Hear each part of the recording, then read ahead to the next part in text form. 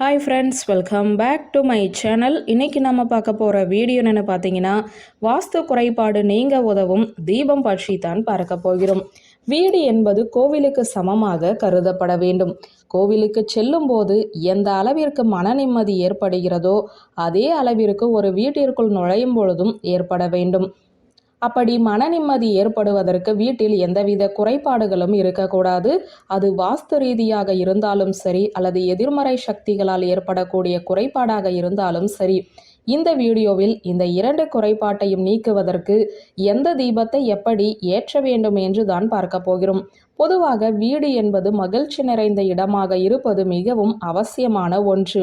வீட்டில் ஏதேனும் வாஸ்து குறைபாடுகள் இருந்தால் அந்த வாஸ்து குறைபாடுகளால் வீட்டிற்குள் மன நிம்மதி இருக்காது.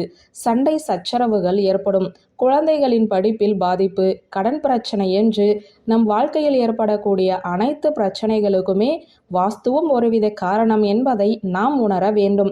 அதே போலத்தான் நம் வீட்டில் எதிர்மறை சக்திகள் அதிகமாக இருந்தாலும் நமக்கு பிரச்சனைகள் ஏற்படும். எந்த வீடு எதிர்மறை சக்திகள் இல்லாமல் வாஸ்து குறைபாடுகள் இல்லாமல் இருக்கிறதோ அந்த வீடு சொர்க்கத்திற்கு சமமாக கருதப்படுகிறது.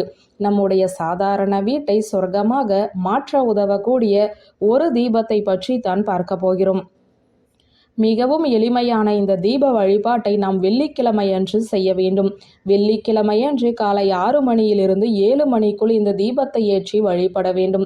அல்லது இரவு 8 மணியிலிருந்து 9 மணிக்குள் ஏற்றி வழிபடலாம். இந்த தீபத்தை ஏற்றுவதற்கு நமக்கு குத்துவிளக்கு தேவைப்படும். முழுவதுமாக வைத்து ஏற்றும் போது அதன் பலன் இன்னும் பல மடங்கு அதிகமாகவே இருக்கும். இயலாதவர்கள் அதன் தலைப்பகுதியை மட்டும் எடுத்து வைத்து தீபம் ஏற்றலாம். அடுத்து இதில் நாம் சுத்தமான பசுனை ஊற்றி பஞ்சுத்திரி போட்டு தீபம் ஏற்ற வேண்டும்.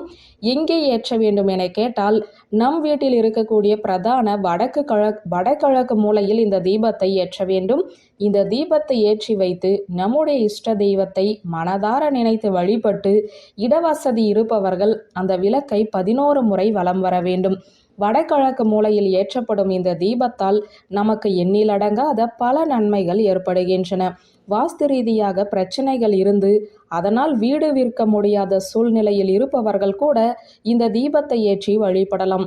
சொந்த வீடு மற்றும் வாடகை வீட்டில் இருக்கும் வாஸ்து தோஷங்கள் நீங்கும்.